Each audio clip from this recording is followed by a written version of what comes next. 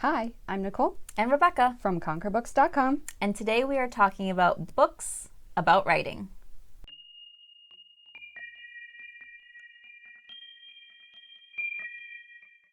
We're both writers. As much as we get online and we talk about how much we love to read and how much we love the science fiction and fantasy genre, we are also both practicing writers.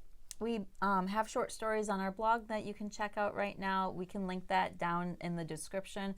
But we're also both working on novels. And it's a big thing trying to write 100,000 words about something magical and amazing and spectacular. And so these are some of the books that we've really found value in. We've read a lot more than these 6 that we have here about writerly business, tactics, social media platforms, how to write, grammar, plot, all these kinds of things. But these are the things that really stuck in our mind. And after all of it, we thought would be valuable to share with you if you're also on your writing journey and looking to get a start on building. Yeah. So the pile is some of our favorite picks. Some of them have to do with the craft of writing itself, making you a better fiction writer, and some of them have to do with really getting into the business side of things, because writing is 50% craft and 50% business for sure. So the first book on top here is one that I read. It's called Story Genius by Lisa Cron. And Lisa Cron is a story editor. What do they call it? Developmental editor. Yeah. Who she goes in and kind of helps you get your story straight. So in this book, she focuses on plot a lot, but she does it in a sense that helps you build your character. So plot and character, some people argue books should be more character driven or books should be more plot driven, when really both of those things should mesh cleanly to make a good story. So she helps you figure out who your character is and what kind of change they're going through throughout the story, which makes it more emotionally relevant to the reader, which is why she calls it Story Genius. She talks about how stories are such an innate part of our instinctive brain that we really get attached to stories on an emotional level. And so this is her helping you do that as a writer. And I can provide testimony too, because as soon as Nicole started reading this, I started getting all these text messages and like emails of like tips, and like everything was just kind of saturated with this, technique and philosophy around writing. So it does sound like it made a big difference. Yeah. I get excited about things when I have to tell everybody about it. One of my favorites. Where should I put it? On your head? Wherever you Right there. One of my favorites is Stephen King's On Writing. And you probably have heard of this. Maybe you've read it. Maybe you've read it a long time ago. But it's worth keeping around. It's part memoir, part craft talk. So Stephen King talks a lot about his childhood. He is obviously an amazing, very prolific, famous writer. And so he gets a lot of questions about how he was able to do these amazing, prolific things. And he really makes the argument that you can do it a lot of different ways, but this is how I did it. And I found that very comforting. There's not this secret formula out there that we have to follow. He's just providing his background. He's providing his take and some of his writing habits. And he had some very general things about like his babysitters when he was a kid, childhood stories and stuff like that. So if you're a Stephen King fan, it's fun to pick up for that reason too, just to get to know a little bit more about his life. But he also goes into a lot of detail about how he got his start as a writer. He was writing short stories from a very young age, and he would send them out, and he got lots of rejection letters, and he felt that over time the rejection letters got a little bit more specific, a little bit kinder, a little bit more open, and he finally reached the point where he was able to market his short stories. Carrie was his first published novel, and he actually threw that in the he threw it in the trash. He threw his short story, gosh, this is going down a hill. That's okay. We like his. Stephen King threw his novel Carrie in the trash, and his wife Tabitha picked it up and kind of looked through it and encouraged him to keep writing, and that was a huge success. He actually sold the rights for it, and it wasn't until it came out in paperback that it really hit big. He got this enormous deal for the paperback version of it, and he's been, writing ever since. He makes some big claims like you should be able to finish a novel in a season, otherwise it might lose some of that, cohesive essence that it needs to have. He also talks about his writing space. So if you're looking for some of the particulars of how Stephen King writes, this is the way to get it all in one place. He does a lot of interviews and articles, but if you're looking for all of it, read this book. I was surprised at how much of that book has become indisputable law in the writing community. Yeah. They weren't always rules that were in place. They were rules that gained traction after he came out with that book. Mm-hmm. People just revere him so much that they take his word as gospel. That's a good point, too, because actually I tried really hard to do the book in a season thing, and it just wasn't working out for me. And not when you have other responsibilities. Yeah, it's pretty difficult. I have 2 kids, and he, is a parent as well. But everybody's schedule is so different, and whether you're, working a day job and writing in the evenings, I really would not focus too much on a specific timeline. Setting general goals, I think, is helpful, but you really can't compare how quickly you write to another writer. Yeah, definitely. His story is really impactful, too, because it's such a rags to riches story. Yeah. Nobody's got a story like Stephen King, so it just makes it especially special. Yeah. So the next book on our list is called Mastering Suspense, Structure, and Plot by Jane Cleland. So it's winner of the Agatha Award for Best Nonfiction. And I got this book, I got the recommendation off of Neil Gaiman's Masterclass. This was one of the books that he recommended, and just by the title, I was like, I need it. So I went on and bought it, and I thought it was really, really worth the $10 or whatever I paid for it.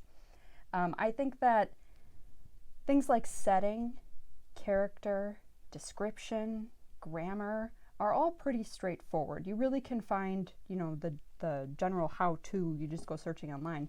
Plot is way different. I think that plot is really difficult. And to do things on a professional level, like keep the suspense, keep the tension, keep your reader turning, all while you're balancing all of these things, is pretty tricky. So what she does, she writes the cozy antique style mysteries.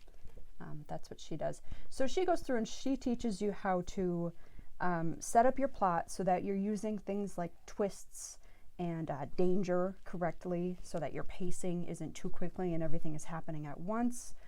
She teaches you how to use language to keep up that tension and to foreshadow and all those very difficult things. I felt like every single page on this book taught me something new, something that I didn't read in a lot of the other how-to books. So this was really valuable. That's interesting, too, that she's a mystery writer. I think about the clear, crisp writing of J.K. Rowling and the mysteries that she builds into Harry Potter. Now she is writing mysteries under a couple of different pen names, but you wouldn't think of Harry Potter as a mystery novel, but building those mysteries in definitely makes it much more interactive and entertaining. And so, no matter what genre you're writing, her tips probably apply. Yeah, agreed. I've checked this book out a few times from my local public library, and I should do a shout out to Appleton Public Library. I am there pretty much every weekend. They have great resources there. This book has been helpful to go back to at different points in my career. When I started reading it, I really just read some general things, trying to get my feet wet. But there's all these different sections, and they probably have new editions out. But they have different articles and essays by many different writers. You'll recognize some of the names in here as well. And if you flip to, say, the fiction section, some of the titles here are In Defense of the Short Story, Weaving Plot and Subplot, Adding Life with Dialogue, How to Write Today's Horror. There are also lots of tips on the business side of things. How do you interact with an agent? How are you going to sell your work? How are you going to market yourself? And so having this around is really useful too, because you may just need to look up a specific area as you're moving forward with your storytelling. I love the big thick ones with I know. all kinds of stuff to page through. Feels special. Yeah, that's actually why I guess I picked this one. So this is The Wonder Book by Jeff Vandermeer.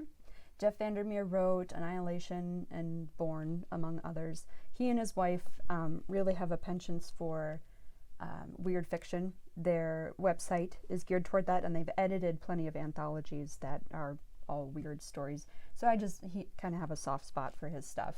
But this book is, I would say, more of a general guide to writing. It's not focusing in on suspense and plot or character like these other ones.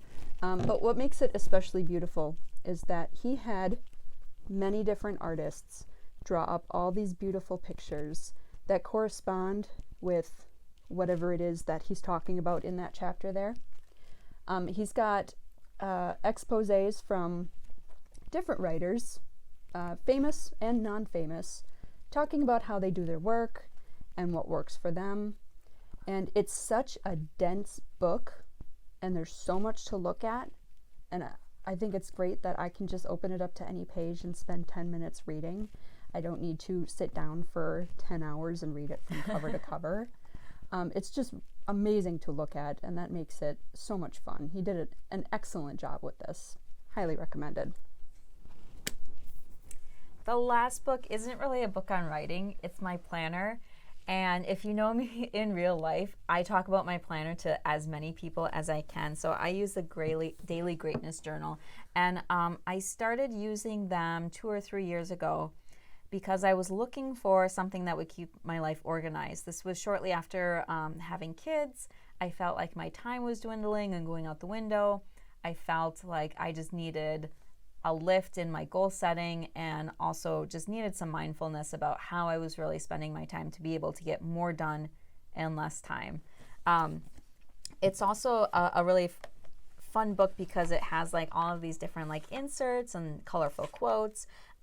This general one, the Daily Greatness Journal, is really focused on keeping your wellness at high levels. So every day it has some prompts like, today I would love to do these 3 things. Today I'm focused on being blank. Pretty awesome and cool is what I usually write. No, I usually write something nerdy like, achieving my goals. Be a good sister.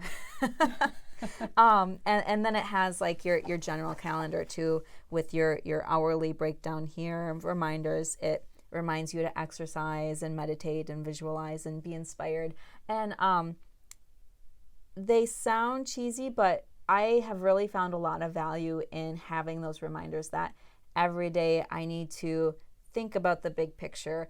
Every week it gives you a prompt and asks you some different questions about your past week. How can you apply your blueprint that you map out at the beginning of the book better? And I'm coming up on the end of this. So I just ordered the business journal for next year, and you can view them all online, get a preview, but I'm really looking forward to that one as well because I feel like this journal has been a great partner to me in making sure that I was taking care of myself, making sure I was achieving the writing goals I want to, and now I'm looking forward to, taking the next step and moving up a level. I mildly envy that journal right there. I'm not quite as organized as Rebecca. Rebecca, you might not notice, but she has umpteen projects that she's taking care of at any given time, including keeping her house effing spotless and taking care of her 2 children. And me, I'm just like, I'm not even gonna go there. Oh, just writing awesome things and networking with people across the country. Yeah, nothing big. But it's just a testament to helping Rebecca get her things done. She does so much, and it's so incredible, and it is beyond me. But the fact that she loves this journal so much should be telling. It should say that it is really helpful to somebody who's got a gigantic list of things to do. So if you're a writer with a big schedule who's got a job and kids and umpteen other responsibilities, this is a good idea to help you get your things done. Yeah, and with all of these suggestions, so much of getting your writing journey on track is testing things out for yourself, because we all think differently, we all work differently, we all set goals and visualize differently. And so giving these things a whirl, we feel really strongly about all the sources we've shared here.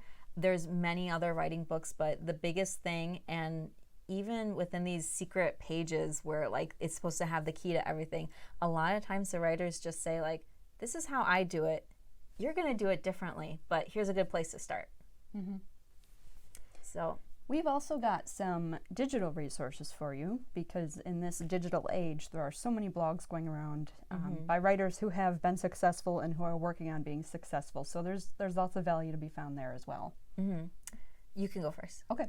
So I mentioned this book here that I got off of Neil Gaiman's masterclass. So I took the masterclass, and that's the one I am recommending.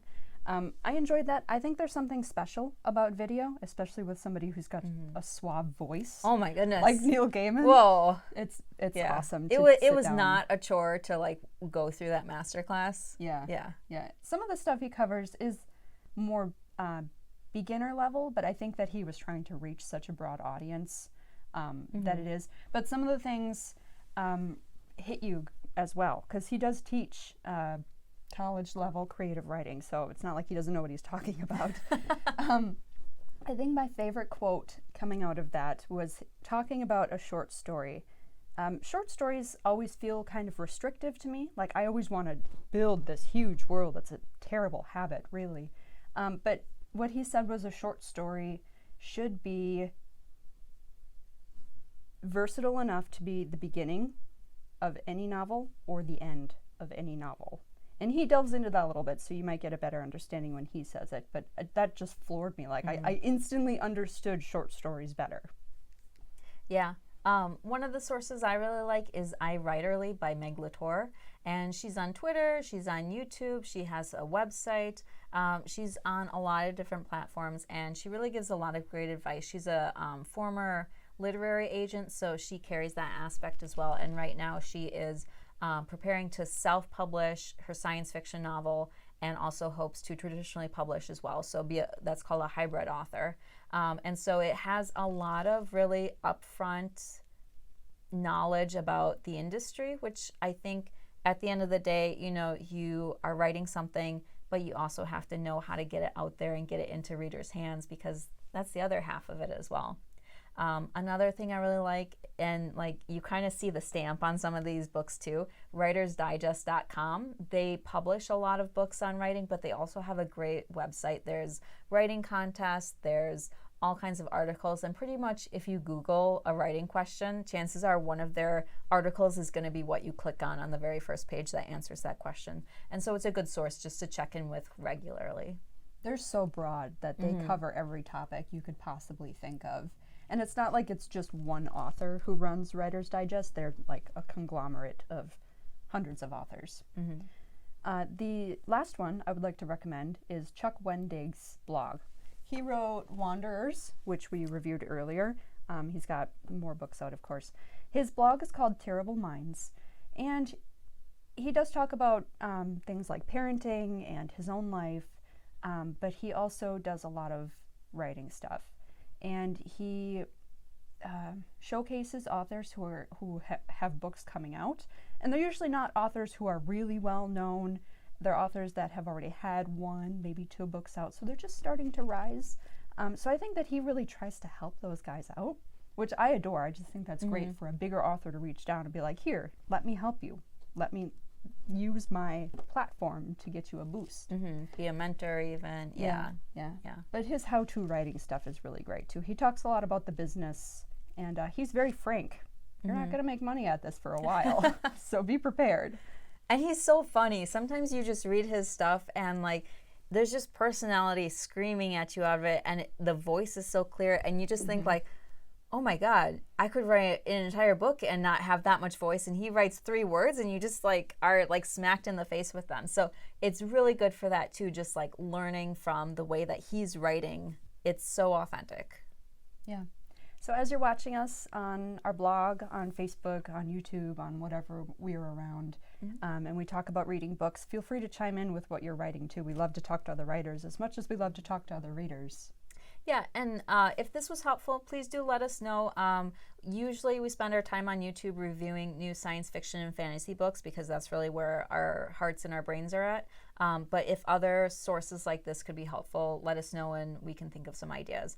Be sure to subscribe. That'd be helpful as well as we check in with, what videos are really hitting, with what you're interested in. And check out our website, conquerbooks.com. Bye.